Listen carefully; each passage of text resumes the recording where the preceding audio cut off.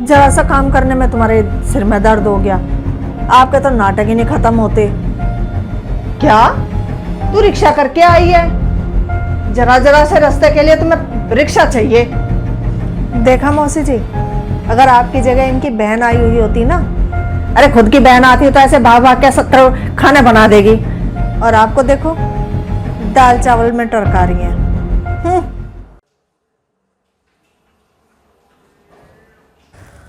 अच्छा मम्मी जी, मैं चलूँ बाजार सामान लेने के लिए? ठीक है, जा।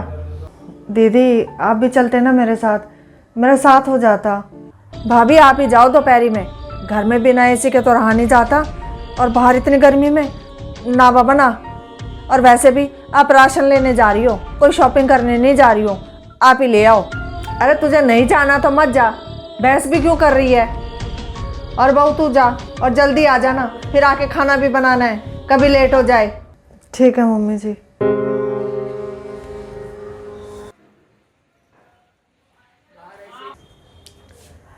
मम्मी भाभी को 2 घंटे हो गए बाजार में गए हुए, ऐसा क्या लेने लग गई? वो राशन लेने ही तो गई थी।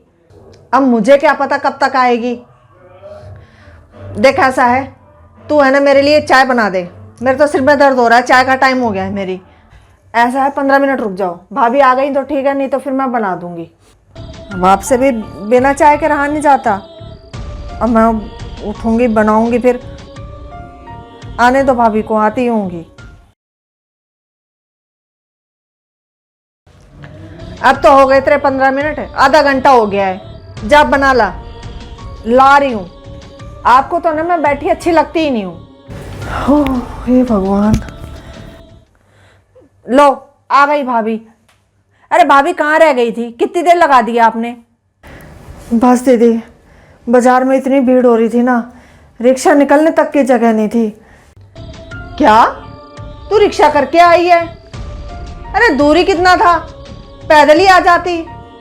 जरा जरा से रास्ते के लिए तुम्हें रिक्शा चाहिए? मम्मी जी इतना सारा सामान था, मैं हाथ में लेकर कैसे आती? और ऊपर से इतनी इतनी कैडी धूप पड़ रही थी। अच्छा ठीक है, ये सब छोड़ो, फटाफट है ना आप चाय बना दो। पता है मम्मी कितनी देर से इंतजार कर रही थी आपका, कि कब मेरी बहू आएगी और वो चाय बनाएगी। क्या आप लोगों ने अभी तक चाय भी नहीं पी? तो दीदी आप ही बना देती। मैं तो उठ ही रही थी चाय बनाने के लिए, अब आप आ गई हो तो आप ही बना दो। ठीक है, अभी लेकर आई।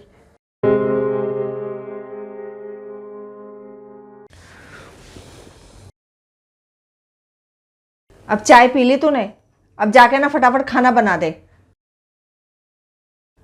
अब क्या हुआ, सिर क्यों पकड़ लिया तूने? वो मम्मी जी बाहर गर्मी बहुत हो रही है ना, और गर्मी में आई हूँ तो सिर है ना बहुत भारी सा हो रहा है।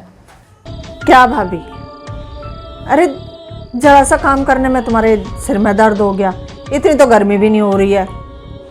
आपके तो नाटक ही नहीं खत्म होते। दीदी मैं नाटक क्यों करूँगी?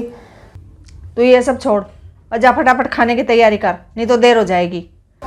ठीक है मम्मी जी।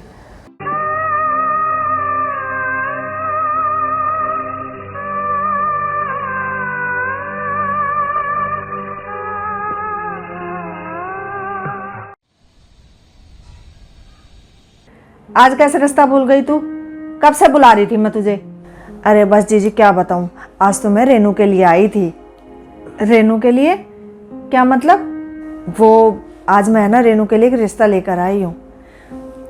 लड़का अच्छी जॉब पर है, अच्छा पैसे कमा लेता है, ज़मीन जायदाद भी ठीक है दोनों, और 2 भाई हैं, ये सबसे बड़ा है। और सबसे बढ़िया बात है, लड़के को मैं ना अच्छे से जानती हूँ, बहुत ही शरीफ बच्चा है, कोई ऐब नहीं है। देखो आप कहो तो मैं बात आगे बढ़ाऊँ। और सुनाओ मौसी जी, अब की बार तो आप बहुत दिन में आए। बस बहू अब निकलना ही नहीं होता बेटा। अरे तू मेरी छोड़, तू ये बता तू कैसी है, ठीक है ना तू? हाँ मौसी जी मैं बिल्कुल ठीक हूँ। बढ़िया है। और वैसे भी जीजी हमारी बहुरानी लाखों में एक है। मौसी जी अब की बार तो ना आपको खाना खा के जाना पड़ेगा, आप हर बार बिना खाना खाए चले जाते हो, पर अब की बार नहीं सुनूंगी मैं आपकी एक भी। अब की बार तो मैं आपको खाना खिला के ही भेजूंगी। अरे नहीं बहू, देख तेरे कहने से मैं चाय पी रही हूँ, बहुत है। और वैसे भी खाना तो मैं ना फुर्सत से आऊंगी तब खाऊंगी। फुर्सत से? वो कब मिलती है आपको? अरे बहू क्यों परेशान होती है? नहीं नहीं, अब की बार मैं आपकी एक बात भी नहीं सुनने वाली। खाना तैयार है और मैंने ऐसे भी क्या दाल चावल ही बनाए हैं, कोई परेशानी नहीं है, जो है वही खिला रही हूँ। देखा मौसी जी, अगर आपकी जगह इनकी बहन आई हुई होती ना तो ना जाने क्या क्या बनाती, हलवा पूरी खीर रायता, और आपको देखो दाल चावल में टरका रही हैं।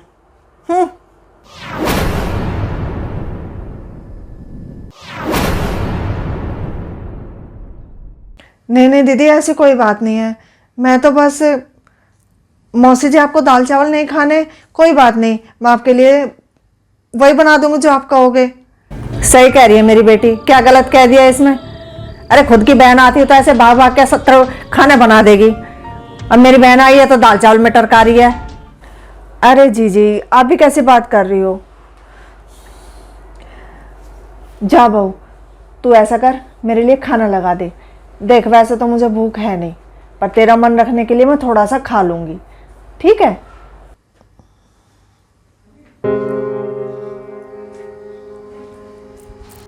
ये क्या रेनू, ऐसा नहीं कहते बेटा।